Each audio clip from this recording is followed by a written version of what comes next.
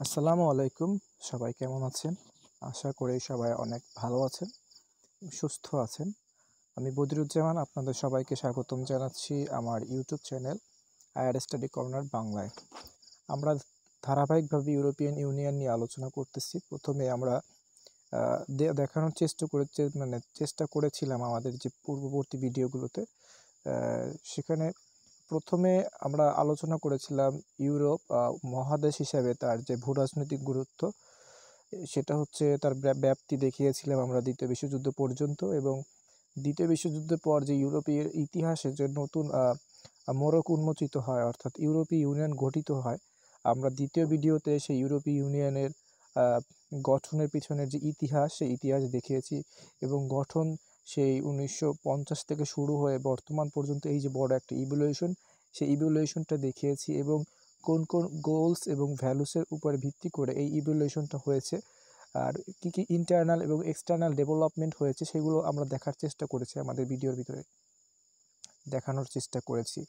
পরবর্তীতে ইউরোপীয় ইউনিয়ন যে গ্লোবাল স্টেজে একটা অ্যাক্টর হিসাবে নিজেকে উপস্থাপন করতে চায়, সেই ক্ষেত্রে তার পসিবিলিটি বা বিভিন্ন চ্যালেঞ্জের জায়গাগুলোকে আমরা আমাদের ভিডিওর মাধ্যমে দেখিয়েছি। এবং সর্বশেষ যে আমাদের গত ভিডিওতে আমরা দেখিয়েছি যে বিভিন্ন তাত্ত্বিকগণ, বিশেষ করে আন্তর্জাতিক সম্পর্কের বিশারদগণ, তারা দুইটা প্রশ্ন, অর্থাৎ ইউরোপীয় ইউনিয়নের ভুক্ত যে রাষ্ট্রগুলো, তারা কেন তাদের যে আন্তর্জাতিক সম্পর্কের ক্ষেত্রে যে ট্র্যাডিশনাল সেন্স রয়েছে, অর্থাৎ পরস্পর সম্পর্কের ক্ষেত্রে তারা ইন্টারেস্ট বা মিলিটারি এই জিনিসগুলোকে প্রাধান্য না দিয়ে সেই প্রায় দীর্ঘ 60 বছর যাবৎ কিভাবে তারা এই তাদের ভিতরে যে এই যে ইন্টিগ্রেশন, অর্থাৎ একত্রীভুক্ত হওয়ার যে টেন্ডেন্সি, এটা বজায় রেখেছে এবং কেন রেখেছে, এই কেন এবং কিভাবে এই ইন্টিগ্রেশন প্রসেসটা চলছে, এই দুইটা প্রশ্নের উত্তর দেওয়ার ক্ষেত্রে বিভিন্ন তাত্ত্বিকরা কিভাবে কোন কোন জিনিসগুলোকে আইডেন্টিফাই করেছে বা কোন কোন জিনিসটাকে হাইলাইট করেছে, সেইগুলোকে আমরা আমাদের গত ভিডিওতে দেখানোর চেষ্টা করেছি। আজকে আমাদের ফরেন পলিসি, অর্থাৎ ইউরোপিয়ান ইউনিয়নের ফরেন পলিসির যে দ্বিতীয় অংশ, অর্থাৎ শেষ অংশ যেটা, অর্থাৎ এর ফাংশনাল যে স্কোপগুলো, সেগুলো নিয়ে আমরা আলোচনা করব।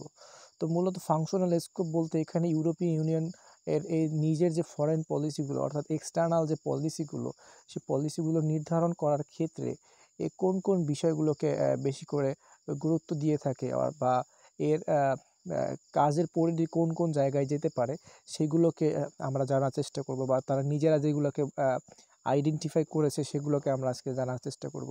তো বন্ধুরা, আপনারা এখনও যারা আমার এই চ্যানেলটিতে সাবস্ক্রাইব করেন নাই, আমি আশা করব আপনারা চ্যানেলটিতে সাবস্ক্রাইব করে নেবেন এবং পাশে থাকা বেল বাটনটিতে ক্লিক করবেন, যাতে পরবর্তীতে ভিডিওগুলো খুব সহজে আপনারা পেতে পারেন। তাহলে চলুন বন্ধুরা, আমাদের আজকে মূল আলোচনায় চলে যায়। আজকে আলোচনার বিষয় হচ্ছে understanding the foreign policy of ইউরোপীয় union and the functional scope of this foreign policy. তো বন্ধুরা, আমাদের মূল আলোচনায় যাওয়ার পূর্বে আপনাদের একটু বলে রাখতে চাই যে এই যে ডকুমেন্টসটা যার ভিত্তিতে আমি ফাংশনাল স্কোপ সম্পর্কে আলোচনা করতেছি, এই ডকুমেন্টসটা হচ্ছে মূলত ইউরোপীয় ইউনিয়নের নিজের ডকুমেন্টস। আপনারা ইউরোপীয় ইউনিয়ন হ্যান্ডবুক লিখে ইন্টারনেট গুগলে সার্চ করলে আপনারা এটাকে সহজে পেয়ে যাবেন, এবং আমি নিচে ডিসক্রিপশন বক্সে এটাকে দিয়ে দিব, আপনারা যাতে সহজে এটা পড়ে আরও বিস্তারিতভাবে বিষয়টা আরও সুন্দরভাবে নিজেরা বুঝতে পারেন। তো এই হ্যান্ডবুকে মূলত কয়েকটা বিষয়কে পয়েন্ট আকারে প্রথমে তুলে ধরে সেগুলোকে আরও সাব পয়েন্ট আকারে তারা ব্যাখ্যা করেছে। তো এখানে যে মূল পয়েন্টগুলো, যেগুলো আপনারা আমার স্ক্রিনে দেখতে পাচ্ছেন, যে তারা মূলত 7টা স্কোপ, অর্থাৎ 7টা এরিয়াকে বিভক্ত করেছে, যে এই এরিয়াগুলো নিয়ে তার ইউরোপীয় ইউনিয়ন তার ফরেন পলিসি বা এক্সটার্নাল যে পলিসিগুলো সেগুলো করতে চায়, বা এই এই এরিয়ায় তার কাজ করার সুযোগ রয়েছে, স্কোপ রয়েছে। তো এখানে প্রথমে দেখতে পাচ্ছেন যে সিএসডিপি, এইটাকে যদি এলাবোরেট করি, আমাদের গত ভিডিওতে এইটা সম্পর্কে আমাদের অনেক আলোচনা ছিল। সিএসডিপি বলতে এখানে কমন সিকিউরিটি অ্যান্ড ডিফেন্স পলিসিকে বোঝানো হয়, যেটা হচ্ছে ইউরোপীয় ইউনিয়নের এক্সটার্নাল রিলেশনসের ক্ষেত্রে যে উইংটা কাজ করে, সেই উইংয়ের নাম। তো এই সিএসডিপি যে বিভিন্ন অপারেশনস রয়েছে, বিভিন্ন মিশন রয়েছে, সেগুলোকে কে নিয়ে ইউরোপীয় ইউনিয়ন তার ফরেন পলিসিগুলো তৈরি করার চেষ্টা করে, এবং এই জায়গাটায় সে অনেক কাজ করতে চায়। তারপর 2 হচ্ছে সিভিল ক্যাপাবিলিটিস এবং সিভিল প্রোটেকশন। এখানে সিভিলিয়ানদের যে আমরা বিস্তারিত পরে আলোচনা করব যে সিভিলিয়ানদের যে দক্ষতা, অর্থাৎ হিউম্যান রাইটস হিসেবে গড়ে তোলা, বা সিভিলিয়ানদের বিশেষ করে পলিসি নির্ধারণের ক্ষেত্রে কীভাবে ব্যবহার করা যায়, বা বিভিন্ন ধরনের পিসফুল সেটেলমেন্টের জায়গায় কীভাবে ব্যবহার করা যায় বিশেষ, এবং আর সর্বোপরি যে শুধুমাত্র নিজের ইন্টারনাল সিভিল প্রোটেকশনের বিষয় না, যে তার যে তার রিস্ক যেখানে হবে সেইখানকার সিভিলিয়ানরাও যেন প্রোটেকশনে থাকতে পারে, বা তার এঙ্গেজমেন্ট যেখানে হবে সেখানকার সিভিলিয়ানরা যেন প্রোটেকশন থাকতে পারে। এই ধরনের একটা পলিসি বা অ্যাটিটিউড বা চিন্তাভাবনা ইউরোপীয় ইউনিয়নের ফরেন পলিসি নির্ধারণের ক্ষেত্রে থাকে। তৃতীয় যে অংশটা সেটা হচ্ছে ডিফেন্স ক্যাপাবিলিটি তৈরি করা, এবং ডিফেন্স রিলেটেড যে মিলিটারি ইকুইপমেন্টস তৈরি করার ক্ষেত্রে যে সকল ইন্ডাস্ট্রিগুলো ইউরোপীয় ইউনিয়নের ভিতরে রয়েছে সেখানে যেন কমনলি এবং কমন পারপাস সার্ভ করতে পারে, বা সকলের ওয়েলবিংয়ের জন্য কাজ করতে পারে, এরকম কোনো আপনার কী জানি বলা হবে, এরকম কোনো ডিফেন্স ক্যাপাবিলিটি বা মিলিটারি ইকুইপমেন্টস তৈরি করা সেখানে। তারপরে নন প্রলিফারেশনের জায়গা, নন proliferation and dual use, migration and home affairs, trade and development and energy and development. তো আজকে আমরা এই আলোচনাটাকে 2টা অংশে ভাগ করব, অর্থাৎ এই যে ফাংশনাল স্কোপ নিয়ে আমরা 2টা ভিডিও করব। প্রথম ভিডিওতে আমরা প্রথম যে 3টে অংশ, অর্থাৎ এখানে অপারেশন এবং মিশন আর সিভিল ক্যাপাবিলিটিসের কথা, মিলিটারি ডিফেন্স ক্যাপাবিলিটিস, এই 3টা বিষয় নিয়ে আমরা একটু মোটামুটি বিস্তারিতভাবে আলোচনা করব, এবং পরবর্তী যে সেশন থাকবে সেখানে আমরা আরও বাদবাকি 4টে বিষয় নিয়ে আলোচনা করব। তাহলে চলুন বন্ধুরা, আমাদের আজকের আলোচনা চলে যায়। আমরা আজকে প্রথম 3টা ফাংশনাল স্কোপ নিয়ে আলোচনা করব। তো প্রথমে হচ্ছে common security and defence policy, যেটাকে সিএসডিপি বলা, সেটা সম্পর্কে একটু ব্যাখ্যা করা দরকার, যেহেতু অনেকের কাছে বিষয়টা কনফিউশন লাগতে পারে। তো এই যে সিএসডিপি বা common security and defence policy, এইটাকে যদি প্রথমেই বলে নিই যে যেহেতু আমরা আমাদের গত ভিডিওতে দেখেছিলাম যে ইউরোপ নিজেকে যারা কনস্ট্রাকটিভিস্ট থিওরিস্ট ছিলেন তারা বলেছে ইউরোপ নিজেকে একটা ইউনিক পজিশনে রাখতে চায়, এবং সেই ইউনিক পজিশনে রাখার জন্য নিজেদের মধ্যে কিছু ডেভেলপ তারা করতেছে, বা কিছু ইনস্টিটিউশন তারা তৈরি করে, যার ফলে তারা রেস্ট অফ দ্য ওয়ার্ল্ড থেকে নিজেকে আলাদা করে রাখতে চায়, আলাদা একটা পজিশনে নিতে চায়। তো রেস্ট অফ দ্য ওয়ার্ল্ডের ক্ষেত্রে যদি দেখি, বা দেখি যে সেখানে যে স্টেটসগুলো রয়েছে তাদের নিজস্ব ফরেন পলিসি যখন করতে চায়, অর্থাৎ ফর্মুলেট করতে চায়, তারা সেগুলো ফর্মুলেট করার জন্য নিজস্ব কিছু দপ্তর রয়েছে, যেটাকে আমাদের বাংলাদেশের কথা যদি বলি সেখানে ফরেন মিনিস্ট্রি আছে, যদি আমেরিকার কথা বলি সেখানে সেক্রেটারিয়েট ডিপার্টমেন্ট রয়েছে। তো এরকম প্রতিটা দেশেই কিন্তু ফরেন পলিসি মেকানিজমের ক্ষেত্রে কিন্তু নির্দিষ্ট করে দেওয়া কিছু জায়গা রয়েছে, সেখান থেকেই ফরেন পলিসিগুলো ফর্মুলেশন হয়। ঠিক একই কাজটা করতেছে ইউরোপীয় ইউনিয়নের ক্ষেত্রে common security and defence policy. তারা ইউরোপের মূলত ফরেন পলিসি এবং ফরেন পলিসির যে জায়গার ফরেন পলিসির যে মূল উদ্দেশ্য সিকিউরিটি যে বা ইন্টারেস্টের বিষয়গুলো বা ডিফেন্সের জায়গাগুলো, সেই জিনিসগুলো কিন্তু সিএসডিপি এরা কিন্তু সেই জিনিসগুলোকে মূলত এক্সটার্নাল রিলেশনের বিষয়গুলোকে কিন্তু এরা হ্যান্ডেল করে থাকে। তো ট্রিটি অফ মাস্ট্রিস্ট, যার মাধ্যমে ইউরোপীয় ইউনিয়ন একটা একক ইউনিয়ন হিসেবে রূপ ধারণ করে, সেই ট্রিটিতে কিন্তু কমন ফরেন এবং সিকিউরিটি পলিসি নামে যে সিএফএসপি, এই সংক্ষিপ্ত নামে কিন্তু এই একটা উইং তৈরি হয়, যেটা 2009-এ এসে, অর্থাৎ লিসবন ট্রিটির মাধ্যমে এই নামটা পরিবর্তিত হয়ে বর্তমানে যে নামটা common security and defence policy অর্থাৎ সিএসডিপি, এই নামটি ধারণ করে। তো এই সিএসডিপি যে সেই উইংটা তৈরি করার পিছনে যে অন্যতম উদ্দেশ্যগুলো ছিল এখানে দেওয়া রয়েছে। তো এই অন্যতম উদ্দেশ্যের মধ্যে এক হচ্ছে সিভিল অ্যান্ড মিলিটারি যে ক্যাপাবিলিটি সেটা তৈরি করা, ক্যাপাসিটি বিল্ডিংটা তৈরি করা। কেন? অপারেশনস অ্যান্ড মিশনসের ক্ষেত্রে, অর্থাৎ ইউনিয়নের আউটসাইডে যে ধরনের যে কোনো অপারেশন, সেটা হতে পারে মিলিটারি অপারেশন বা হতে পারে সিভিলিয়ান অপারেশন। তো এই ধরনের যে অপারেশনগুলো বলি বা মিলিটারি মিশনগুলো বলে থাকি, সেইখানে ইউরোপীয় ইউনিয়ন কিন্তু দুইটা অ্যাক্টরকেই সেখানে সিমালটেনিয়াসলি ব্যবহার করে। সেখানে সে সিভিলিয়ানকেও কিন্তু ব্যবহার করে, সেখানে সে কিন্তু জয়েন্টলি মিলিটারিওকে ব্যবহার করে, সে দুইটাকেই ব্যবহার করে থাকে। তো সেই দুইটা অ্যাক্টরকেই যখন সে ব্যবহার করছে ওইখানে, যে দুইটা অ্যাক্টরের যে ক্যাপাসিটির জায়গাটা, যে দুজনেই যেন ইউরোপের যে নিজস্ব স্বার্থর জায়গাটা, নিজস্ব ইন্টারেস্টের জায়গাটা, সেটা যেন দুইটা এই অ্যাক্টর অর্থাৎ সিভিলিয়ান বা মিলিটারি দুইজনেই যদি সেটাকে ক্যাপচার করতে পারে, দুইজনেই সেটাকে যেন অ্যাটেন্ড করতে পারে, সেই অ্যাটেন্ড করার সেই লক্ষ্যে কিন্তু যে ক্যাপাসিটি বিল্ডিংয়ের যে বিষয়গুলো, যে বিভিন্ন টেকনিক্যাল ট্রেনিংয়ের বিষয়গুলো যদি বলা হয়, বা সফিস্টিকেটেড মেজারমেন্টের যে বিষয়গুলো, বা যে ইন্টেলেকচুয়াল যে ক্যাপাসিটি, সেগুলো সব এই যা ক্যাপাসিটি বিল্ডিংয়ের জন্য যে ধরনের ইনস্ট্রুমেন্ট দরকার হয়, যে ধরনের ট্রেনিং দরকার হয়, সেই সকল জিনিসগুলো কিন্তু এই সিভিলিয়ান এবং মিলিটারিকে দেওয়া হয়।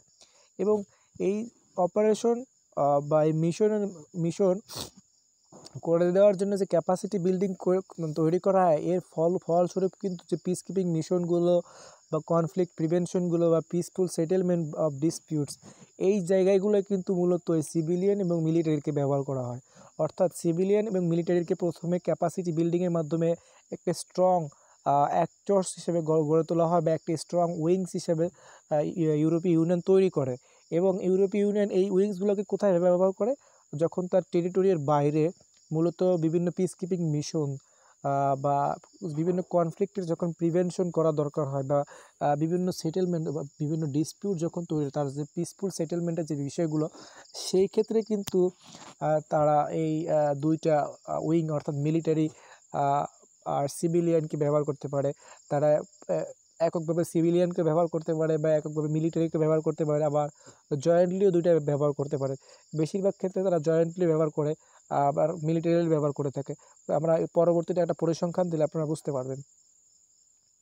তো এই যে তারা বিভিন্ন ধরনের মিশনে যাচ্ছে, পিস কিপিং মিশন বলি, কনফ্লিক্ট রিডাকশন মিশন বলি, বা পিসফুল সেটেলমেন্ট বলি, তো এইখানে গিয়ে তারা কি কাজটা করতেছে বা কোন নীতি অনুযায়ী কাজ করতেছে? ইউরোপের কি নির্দিষ্ট কোনো আলাদা ম্যান্ডেট রয়েছে যে তাদের এই এই এই এই রুলস এবং রেগুলেশনগুলো তাকে মেনটেন করতে হবে যখন তারা এই ধরনের পিস কিপিং মিশনে যাবে, বা যখন তারা কনফ্লিক্ট প্রিভেনশনের জন্য যাবে? তো সেই ক্ষেত্রে ইউরোপীয় ইউনিয়ন মূলত অতটা কষ্ট করতে যায়নি। সে সহজে যে জাতিসংঘের যে চার্টারের যে ম্যান্ডেট আছে, বিশেষ করে যে maintaining international piece and security, এই যে মোটোটা জাতিসংঘের, এই মোটোটাকে কিন্তু এই তাদের যে এই মিলিটারি বা সিভিলিয়ানদের যে এঙ্গেজমেন্ট, বিশেষ করে পিস কিপিং বলি, কনফ্লিক্ট প্রিভেনশন বা আপনার ডিসপিউট সেটেলমেন্ট, সেইখানে কিন্তু সেইখানে কিন্তু যেন এই উদ্দেশ্যটা পূরণ হয়, সেই ক্ষেত্রে কিন্তু সে মিলিটারি বা সিভিলিয়ান তাদেরকে সেখানে ব্যবহার করতে পারে। তো সে তার ফরেন রিলেশন বা সে তার ক্যাপাসিটি বিল্ডিংটা করে তার মিলিটারি এবং সিভিলিয়ানের ক্ষেত্রে, যাতে সে এই ধরনের কাজগুলো করতে পারে, এবং এই কাজগুলো সে সবসময় জাতিসংঘের যে ম্যান্ডেট বা চার্টার, সে চার্টারের নিয়ম অনুযায়ী করে থাকে। তারপরে যে সিএসজিপিটাকে আমরা অর্থাৎ বললাম যে এই উইংটাকে কিন্তু থিওরিটিক্যালি ইউরোপ যখন রিপ্রেজেন্ট করে, তখন কিন্তু সমগ্র বিশ্বের ক্ষেত্রে কিন্তু সে রিপ্রেজেন্ট করে, যে সকল জায়গায় যে কোনো জায়গায় যদি এই ধরনের কনফ্লিক্ট রাইজ করে, বা এই ধরনের বিভিন্ন ধরনের যেটাকে এর আগে উদাহরণ যেমন পিস কিপিংয়ের জন্য বিভিন্ন জায়গার দরকার পড়ে, বা কোনো জায়গায় বিভিন্ন প্রবলেম যদি হয় তার সেটেলমেন্টের বিষয়গুলো। তো এই যে সকল জিনিসের জন্য মূলত পিস হ্যাম্পার হইতে পারে, বা সিকিউরিটি হ্যাম্পার হতে পারে, সেই সকল জায়গায় যখন ইউরোপীয় ইউনিয়ন থিওরিটিক্যালি বলে যে তারা কাজ করবে, কিন্তু তাদের যখন প্র্যাকটিক্যালিটি দেখি যে তারা মূলত কোন বিষয়টা নিয়ে কাজ করতেছে, বা বর্তমান গ্রাউন্ডে তখন যদি দেখি যে গ্রাউন্ডে তারা কীভাবে কাজ করতেছে, তখন শুধুমাত্র আমরা ইউরোপকে দেখতে পাই যে তারা শুধুমাত্র যে বলকান অঞ্চলগুলো রয়েছে, এবং বিশেষ করে যে নর্থ নর্থ আফ্রিকা বা সাব সাহারান এরিয়া বা বিশেষ করে মিডল ইস্টের যে জায়গাটা, এই কিছু জায়গায় নির্দিষ্ট কিছু জায়গায় কিন্তু তারা এই দীর্ঘ সময় যাবত তাদের যে এই বিশেষ করে সিভিল এবং মিলিটারি যে ইনক্লুশন, অর্থাৎ সিভিল এবং মিলিটারি যে উইংসটা, সেই উইংটাকে কিন্তু এই জায়গাটাই ব্যবহার করে। বিশেষ করে আমরা যদি বলকান অঞ্চলে যে বিভিন্ন আমরা যখন একটা ভিডিও করেছিলাম যেখানে ইউরোপীয় union as a global actor হিসেবে তার উত্তরণের পিছনে কী কী ধরনের চ্যালেঞ্জেসগুলো রয়েছে, সেখানে আমরা দেখিয়েছিলাম যে তার অন্যতম একটা চ্যালেঞ্জের জায়গা হচ্ছে তার যে সীমান্তবর্তী যে বলকান অঞ্চলটা, সেই অঞ্চলে যে সে ক্ষুদ্র ক্ষুদ্র রাষ্ট্রগুলো রয়েছে তাদের ভিতরে যে বিভিন্ন বিরোধ রয়েছে, সেই বিরোধগুলো মীমাংসা না করা। তো সেই বিরোধের ফলে কিন্তু বসনিয়ার যে হত্যাকাণ্ডের মতন একটা বড় জেনোসাইডের মতন ঘটনা ঘটেছে, বা বিভিন্ন যেমন বর্তমানে নগর্নো কারাবাখকে নিয়ে যে আজারবাইজান এবং আর্মেনিয়ার মধ্যে যে সংঘাত হচ্ছে, তো এই ধরনের বলকান অঞ্চলের এই যে একটা সংঘাতময় অবস্থা, সেটা কিন্তু ওভারঅল ইউরোপের যে একটা চিত্র বা সিকিউরিটির জায়গাটা, সেটা কিন্তু থ্রেটের মধ্যে ফেলে দেয়। তো ইউরোপ কিন্তু এই অঞ্চলটাকেই বেশি প্রাধান্য দিচ্ছে, সাথে মিডল ইস্টে যেখানে তাদের পার্টনার বিশেষ করে ইউএসএ রয়েছে, সেখানে সেই জায়গাটাকে মানে মূল্যায়ন করতেছে, এবং বিশেষ করে নর্থ আফ্রিকাকে কিন্তু সে মূল্যায়ন করছে, এবং মিডল ইস্ট এবং নর্থ আফ্রিকাকে নিয়ে কিন্তু তার আলাদা একটা পলিসি রয়েছে, সেটাকে মিনা পলিসি বলা হয়, middle east and north African policy. তো ওইটা নিয়ে আমরা পরবর্তীতে আলোচনা করব।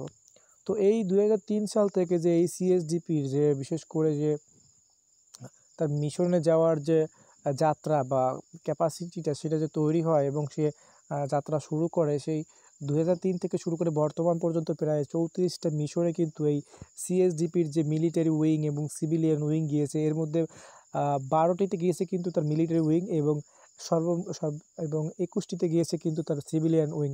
এবং শুধুমাত্র যে সুদানের যে দারফুর, সেখানে কিন্তু একত্রে তাদের মিলিটারি এবং সিভিলিয়ান যে উইংটা, সেটা কিন্তু সেখানে গিয়েছে। তো আমরা দেখতে পাই যে যেখানে মিলিটারিলি ইন্টারভেনশন না, মিলিটারিলি পিস কিপিংয়ের যে দরকার, সেখানে কিন্তু তারা এটা দিয়েছে, এবং যেখানে সিভিলিয়ান মানে যেখানে রুল অফ লয়ের কথা বলা যায়, যেখানে যে পিসফুল সেটেলমেন্টের যে বিষয়গুলো রয়েছে, সেগুলো বজায় রাখা দরকার, সেখানে কিন্তু সে তার সিভিলিয়ান যে উইংটা আছে, সেই সিভিলিয়ান উইংটা পাঠানোর চেষ্টা করতেছে। তো এইটা হচ্ছে সিএসডিপির কাজ। হ্যাঁ, সিএসডিপি মূলত যে এই ইউরোপের যে বিশেষ করে যে ফরেন রিলেশনের ক্ষেত্রে যে ডিফেন্সের জায়গাটা আছে, সিকিউরিটির জায়গাটা আছে, এই বড় জায়গাটা নিয়ে কিন্তু সিএসডিপি কাজ করে। এবং আমরা যখন ফাংশনাল স্কোপের কথা বলতেছি, যে ইউরোপীয় ইউনিয়ন যখন তার পলিসি তৈরি করে, ফরেন পলিসি, তখন কিন্তু এই স্কোপটাকে কিন্তু সে সবসময় মাথায় রাখে। তো স্কোপ নাম্বার 1 হচ্ছে সিভিলিয়ান মিশন ভার্সেস যে মিলিটারি অপারেশন, যেটাকে আমরা প্রথমেই দেখেছি, civilian mission versus military operation, যেটাকে সিএসডিপি চালায়। তো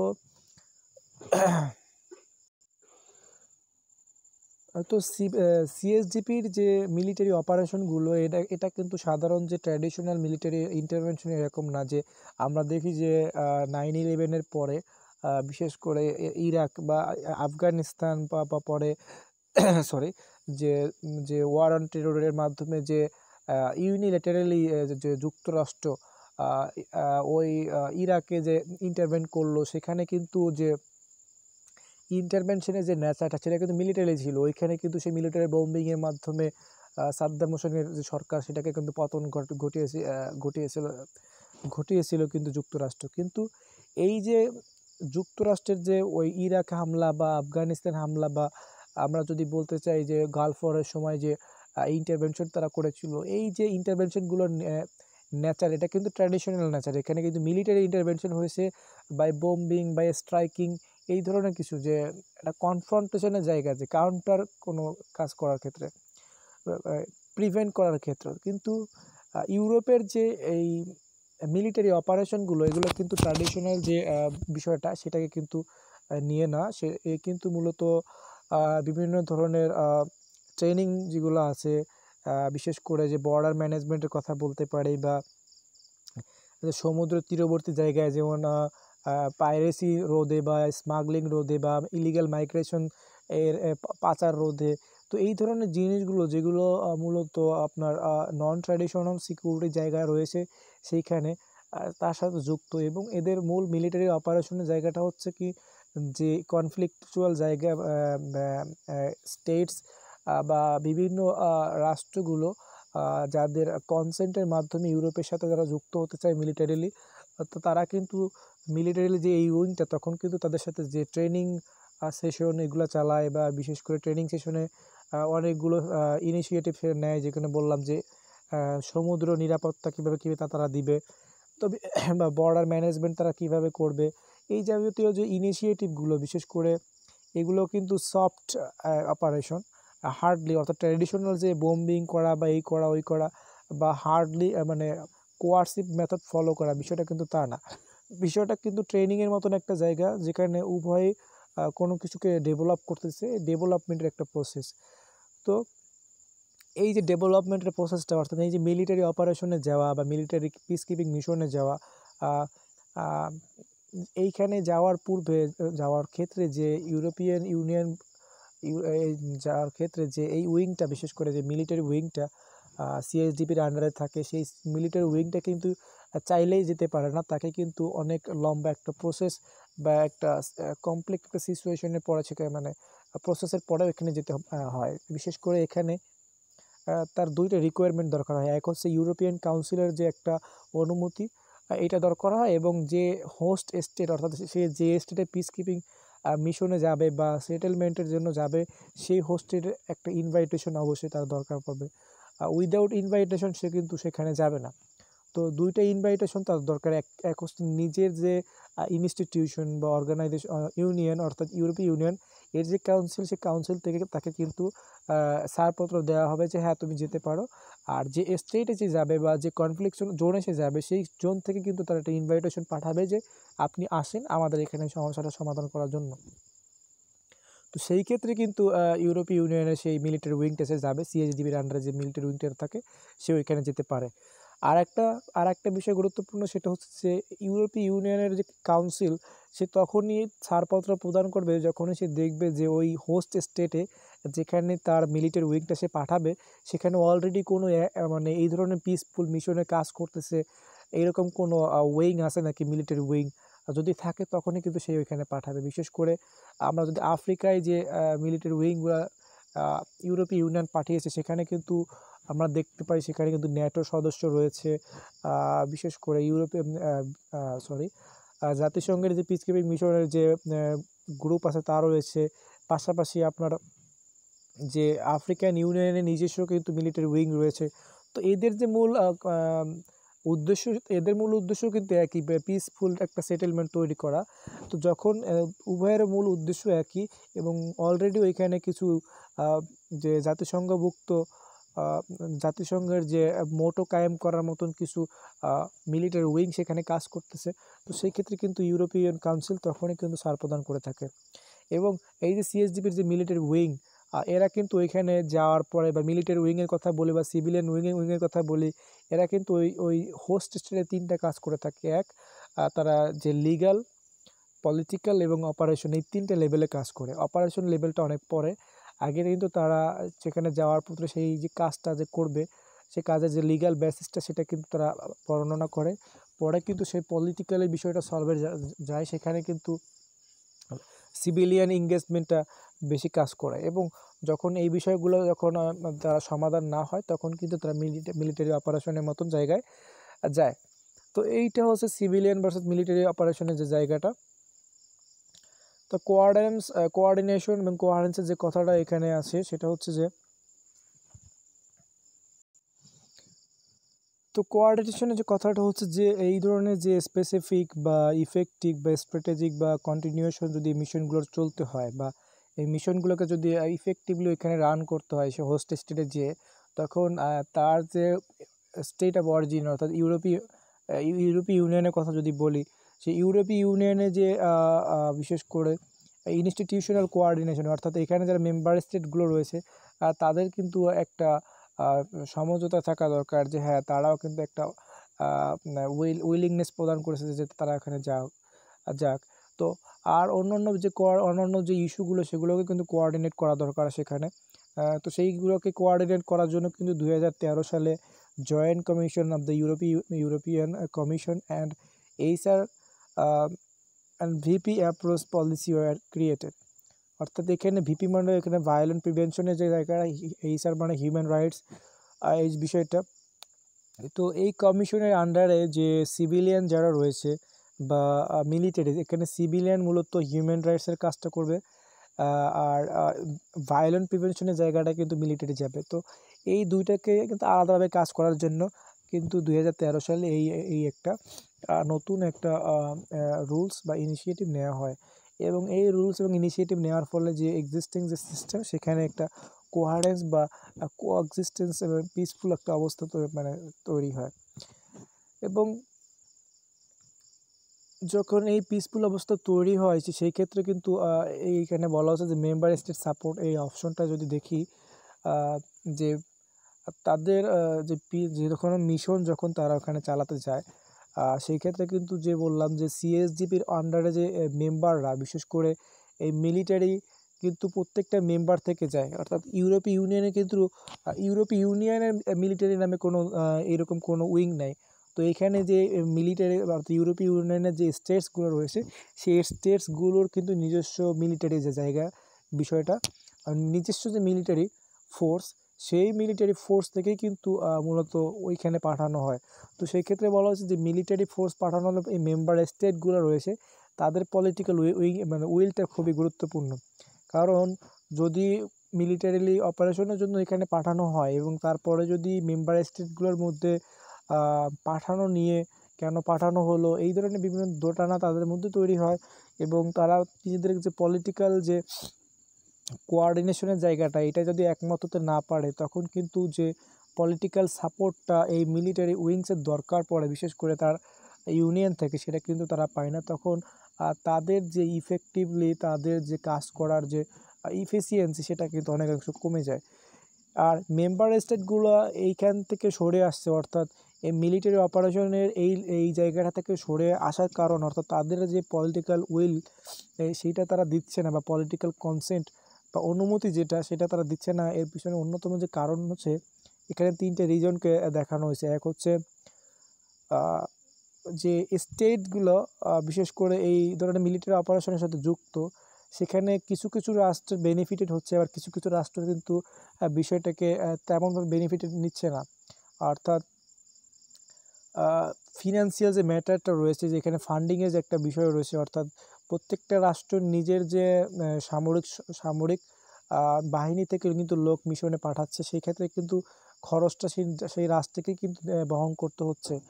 আর একটা যে জিনিস যেটা হচ্ছে প্রধান কারণ যে এই আনউইলিংনেসের জন্য মিলিটারির অপশনকে চুজ করা, সেটা হচ্ছে যে তাদেরকে তো অনেকগুলো অপশন আছে, যেমন তাদের পাশেই ন্যাটোর মতন একটা বড় মিলিটারি ফোর্স রয়েছে, তার মাধ্যমেই তারা এই ধরনের মিলিটারি এঙ্গেজমেন্টে যেতে চায়।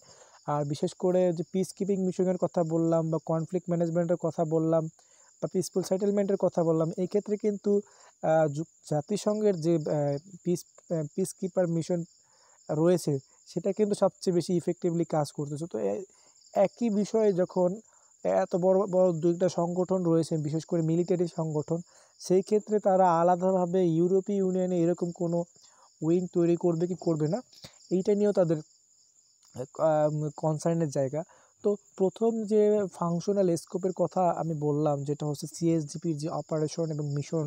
তো ইউরোপীয় ইউনিয়ন যখন তার ফরেন পলিসি তৈরি করতে যাচ্ছে, তখন তার যে ডিফেন্সের জায়গাটা, তার যে সিকিউরিটির জায়গাটা, বা তার যে ফরেন স্টেটের সাথে এঙ্গেজমেন্টের যে জায়গাটা, বিশেষ করে এই যে মিশন বা অপারেশনের টাইপের জায়গা, যেখানে সিভিল এবং মিলিটারি দুইটাই একসাথে যুক্ত হয়, তো সেইখানে কিন্তু এই ধরনের সমস্যাগুলো তার ফেস করতে হচ্ছে, এবং এই ধরনের জিনিসগুলোকে কিন্তু তার আইডেন্টিফাই করতে হচ্ছে যে এই জায়গাগুলোকে কিন্তু তার কাজ করার অনেক স্কোপ রয়েছে, ফাংশনের অনেক স্কোপ রয়েছে, এবং সেই জায়গায় স্কোপগুলোকে নিয়েই কিন্তু ধীরে ধীরে সে কাজ করতেছে, এবং অনেক কিছু কিন্তু সে ডেভেলপ করতেছে, করার ট্রাই করতেছে। তো এতক্ষণ তো আমরা মিলিটারি ক্যাপাসিটির কথা বলতেছিলাম, বা মিলিটারি ক্যাপাবিলিটির কথা বলতেছিলাম। এখন আমরা সিভিলিয়ান ক্যাপাবিলিটির জায়গাটায় যাব। তো আমরা দেখেছি যে যে কোনো ধরনের, বিশেষ করে কমন সিকিউরিটি এবং ডিফেন্স পলিসি সিএসডিপি যখন কোনো প্রসেসে যায়, অর্থাৎ কোনো ধরনের ফরেন ডিফেন্সের জায়গা বা সিকিউরিটির জায়গায় যায় নিজের ইউনিয়নকে প্রোটেক্ট রেখে, তখন কিন্তু সেই দুইটা উইংকেই ব্যবহার করার চেষ্টা করে, অর্থাৎ মিলিটারি উইং আর হচ্ছে সিভিলিয়ান উইং। তো মিলিটারি উইংয়ের ক্ষেত্রে কী করা দরকার কি দরকার না সেটা আমরা আগে আলোচনা করেছি। তো সিভিলিয়ান ক্যাপাবিলিটি অর্থাৎ সিভিলিয়ান আবার মিলিটারি, এই যে দুইটাকে ব্যবহার করার ক্ষেত্রে কিন্তু দুইটার নিজস্ব আলাদা বৈশিষ্ট্য রয়েছে। অর্থাৎ সিভিলিয়ানদের যখন কোনো প্রসেসের মধ্যে নেওয়া হয় বা কোনো কাজে ইনগেজ করা হয়, সেটা পিসফুল হোক বা কোনো সেটেলমেন্ট হোক, তো সেই ক্ষেত্রে তাদের যে নেচারটা সেই কাজটা করার, সেইটা কিন্তু মিলিটারির যে নেচারটা সেটা থেকে কিন্তু ভিন্ন হয়। আমরা দেখেছি যে মিলিটারি অপারেশনগুলো যখন হয় সেটা কিন্তু ট্র্যাডিশনাল সেন্সে হয় না, কিন্তু মিলিটারি কিন্তু ট্রেনিংয়ের জন্য হয়। ট্রেনিংয়ের ক্ষেত্রে বিভিন্ন ধরনের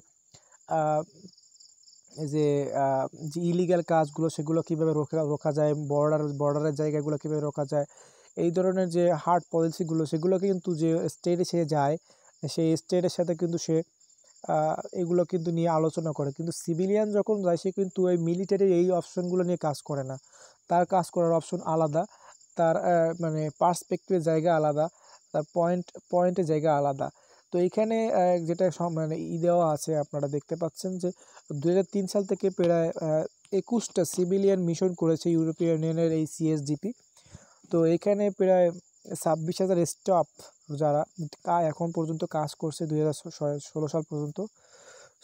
এদের মূল কাজের জায়গাটা হচ্ছে যে বাউন্ডারি লাইনের যে কনফ্লিক্টের জায়গাটা আছে, অর্থাৎ আমরা যদি আফ্রিকার কথা চিন্তা করি, সেখানে যে বিভিন্ন ধরনের কনফ্লিক্ট তৈরি হচ্ছে, সে তৈরির কিন্তু পিছনে কিন্তু অন্যতম কারণ হচ্ছে যে ইউরোপ তখনকার যে কলোনিয়াল রাষ্ট্রগুলোর যে আর্টিফিশিয়াল বাউন্ডারি তৈরি করে দেওয়া, এর ফলে যে একই গোত্রের ভিতরে যে বিভাগ তৈরি হওয়া বা অন্য অনেক ধরনের সমস্যা তৈরি হওয়া, বিশেষ করে বর্ডার লাইনকে নিয়ে, এই বর্ডার লাইনের এই কন্টেস্টের জায়গাটাকে কিন্তু নিয়ে সিভিলিয়ান যারা রয়েছে তারা কাজ করে।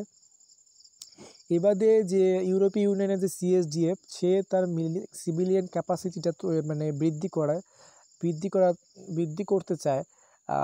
কেন করতে চায়? সে যে মিশনের জন্য তার সিভিলিয়ান উইংটাকে পাঠাবে, সে যেন সে কাজটা করতে পারে, তার জন্য সে ক্যাপাসিটি বিল্ডিং করতে চায়। এবং বিশেষ করে সে যেখানে যাবে, অর্থাৎ যে স্টেটে সে পিস কিপিং মিশনের জন্য যাবে বা অন্য কোনো এঙ্গেজমেন্টের জন্য যাবে, তখন যেন সেই স্টেটে, সে কন্টেস্টেড স্টেটে যেন সে রুল অফ ল অর্থাৎ আইনের বিচার প্রতিষ্ঠা বা আমরা গভর্নেন্সের কথা বলতে পারি, সেই জিনিসটা যেন সে প্রতিষ্ঠা করতে পারে। তো এই ক্ষেত্রে যে হোস্ট স্টেট, সে হচ্ছে যে ফিল্ডে কাজ করবে সিভিলিয়ান উইং, সেখানে কিন্তু সে কাজ মানে তাকে সাহায্য করবে।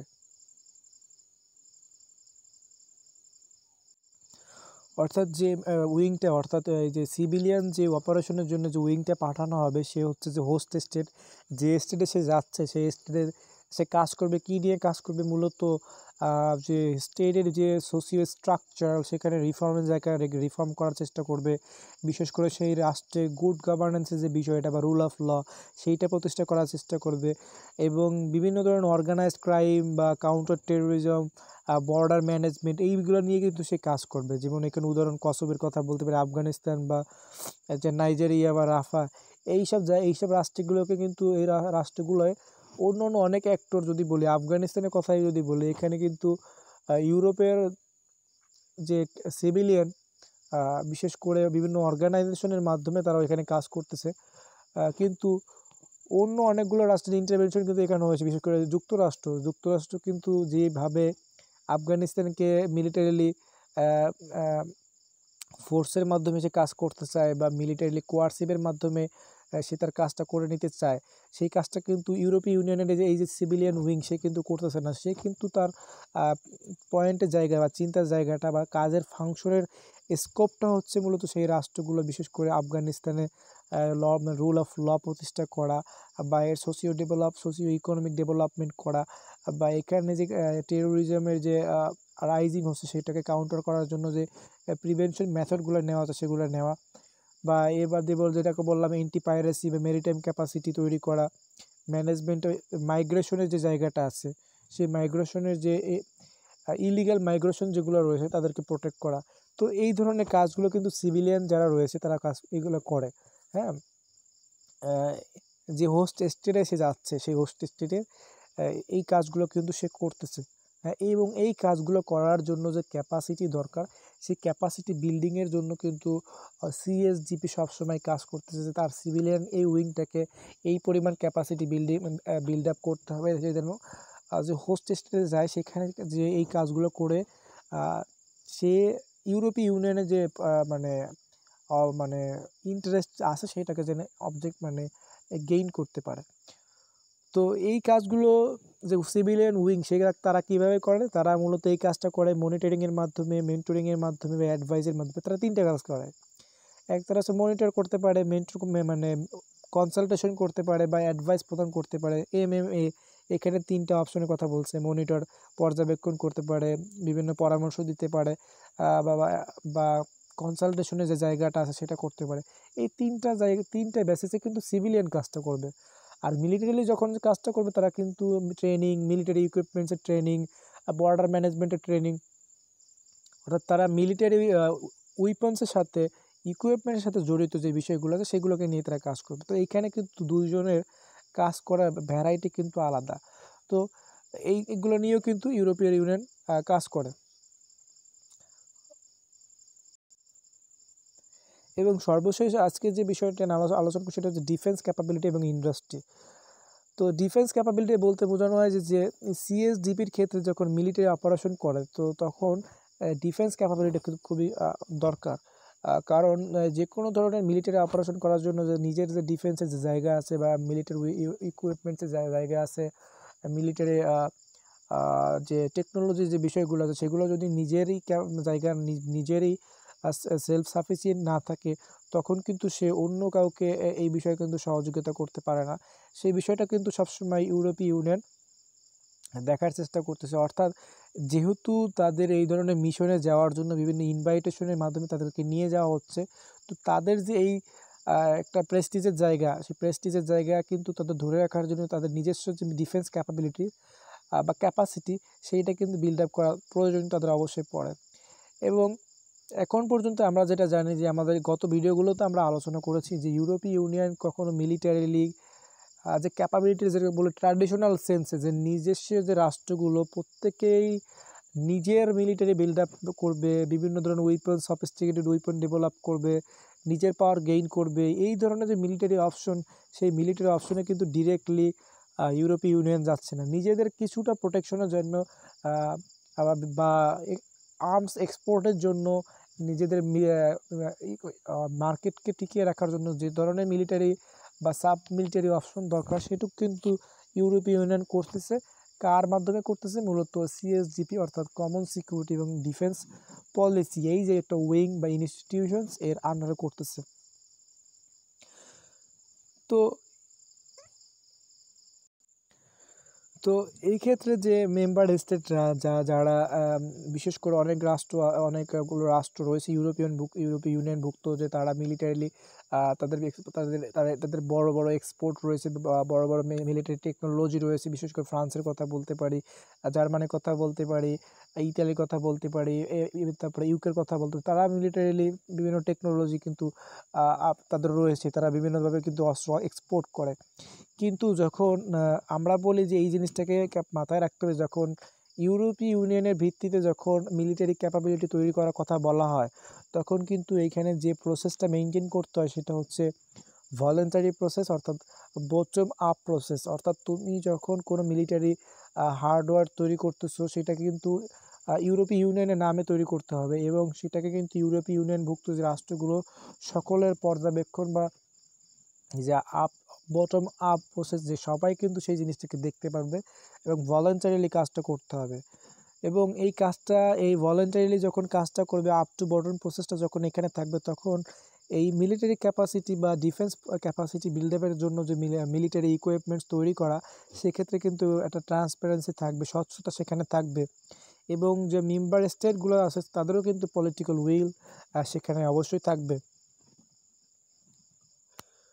আর আর মেম্বার স্টেট যারা রয়েছে বিশেষ করে ইউরোপীয় ইউনিয়নের যারা অস্ত্র রপ্তানি করে, এই রপ্তানি করা বাদেও যে তারা মিলিটারি ক্যাপাসিটি তৈরি করার জন্য বা ডিফেন্স ক্যাপাসিটির জন্য যে অস্ত্র উৎপাদন করবে বা তৈরি করবে তারা কিন্তু এই উদ্দেশ্য করবে যে এর দ্বারা জানি তাদের যে ব্লকটা আছে, অর্থাৎ তাদের যে ইউনিয়নটা আছে, সেই ইউনিয়নের যে ডিফেন্স বজায় রাখা যায়। অর্থাৎ তারা ডিফেন্সিভ পলিসির ক্ষেত্রে সবসময় বিশ্বাস করবে, তারা কখনো অফেন্সিভের জায়গায় যাবে না, যে সব রাষ্ট্র মিলে অস্ত্র উৎপাদন করার মাধ্যমে একত্রীভূত করে ইউরোপকে একটা বড় শক্তিশালী জায়গায় নিয়ে যেতে হবে, এবং ইউরোপের প্রত্যেকেই মানে মিলিটারি শক্তি ইউজ করার মাধ্যমে কাউকে অফেন্স করবে, বিষয়টা এরকম না। তারা নিজেদের ডিফেন্স ক্যাপাবিলিটি বাড়ানোর জন্য, নিজের সিকিউরিটির জন্য যতটুকু দরকার ততটুকুই করবে। এবং এই ক্ষেত্রে যেটা বললো, এই ক্ষেত্রে যে সরি এবং এই ক্ষেত্রে যারা ক্ষুদ্র ক্ষুদ্র স্টেট রয়েছে, বিশেষ করে ইউরোপীয় ইউনিয়নভুক্ত, তারা সবসময় যারা অর্থাৎ অস্ত্র এক্সপোর্ট করতেছে, অর্থাৎ যাদের ইন্ডাস্ট্রিয়াল বেস হিসেবে মিলিটারি রয়েছে, অস্ত্র উৎপাদন ক্ষমতা রয়েছে, তাদের প্রতি তাকিয়ে থাকবে। এবং আমরা দেখেছি বিশেষ করে যে AR-400 বা ইউরো ফাইটার বা ইউরো ড্রোন, এরকম যে বিভিন্ন ধরনের মিলিটারি টেকনোলজি যেগুলো সমগ্র ইউরোপ ব্যাপী ডেভেলপ করা হচ্ছে, সেগুলোর ক্ষেত্রে কিন্তু প্রধান ভূমিকা পালন করছে জার্মানি, ইউকে, ফ্রান্স, ইতালি। তারা কিন্তু কম্বিনেশনলি এই কাজটা করতেছে। কিন্তু হ্যাঁ, এখানে কিন্তু অনেকগুলো রাষ্ট্র, যেরকম বলবো ইউকে, ফ্রান্স, ইতালি, জার্মানি, এরা কিন্তু অস্ত্র উৎপাদন করতেছে, অস্ত্র রপ্তানি করতেছে। কিন্তু যখন ইউরোপীয় ইউনিয়নের কথা আসে, তখন কিন্তু তারা একজোট হয়ে, বিশেষ করে অন্যান্য ক্ষুদ্র রাষ্ট্রগুলোকে নিয়ে, তারা কিন্তু এই ধরনের যে ইউনাইটেড যে আপনার প্রসেসটা দরকার, সেই ইউনাইটেড সিকিউরিটির জন্য কিন্তু এরকম ইউরো জেট বা ইউরো ড্রোন বা ইউরো ফ্রিগেট বা ফ্রেম, এই টাইপের অনেকগুলো মিলিটারি ক্যাপাবিলিটি তারা তৈরি করার চেষ্টা করতেছে। তো বন্ধুরা, আজকে আমাদের আলোচনা অনেক লম্বা হয়ে গেল। যে যতটুকু আলোচনা করলাম, এর পিছনে মূল যে বিষয়টা হচ্ছে যে মিলিটারি মানে ডিফেন্স ক্যাপাবিলিটিস, সিভিলিয়ান ক্যাপাবিলিটিস, এবং যেটাকে বললাম যে সিভিল এবং মিলিটারি যে উইংসটা, তাদের যে ব্যবহার করার ক্ষেত্রে CSDPর যে নিজস্ব যে ক্যাপাসিটি বিল্ডিং, বা ইন্টারনাল যে গভর্নমেন্টাল যে পলিটিক্যাল উইলের ক্ষেত্রে যে ধরনের সমস্যাগুলো, এগুলো নিয়ে কিন্তু ইউরোপীয় ইউনিয়নের কাজ করার অনেক স্কোপ রয়েছে। এবং যখন সে কোনো ফরেন পলিসি বা ফর্মুলেট করতে চায়, তখন কিন্তু তার এই এরিয়াগুলোকে কিন্তু তার অবশ্যই মাথায় রাখতে হয়। অর্থাৎ এই এরিয়াগুলোকে কিন্তু সে সবসময় মাথায় রেখেই তার ফরেন পলিসিগুলো তৈরি করার চেষ্টা করে। তো আজকে আমাদের আলোচনার বিষয় হচ্ছে প্রথম 3টা অংশ। বিষয়টা অনেক জটিল করে ফেললাম। তো বন্ধুরা, আপনারা যারা এখন আমার চ্যানেলটি সাবস্ক্রাইব করেন না, সাবস্ক্রাইব করে নেবেন। ভিডিওটা যদি ভালো লাগে অবশ্যই লাইক দিবেন, আর যদি কোনো কিছু জানার থাকে বা সাজেশন থাকে, অবশ্যই কমেন্ট বক্সে লিখে দিবেন। আর সবাই ভালো থাকবেন আর দোয়া রাখবেন। আসসালামু আলাইকুম।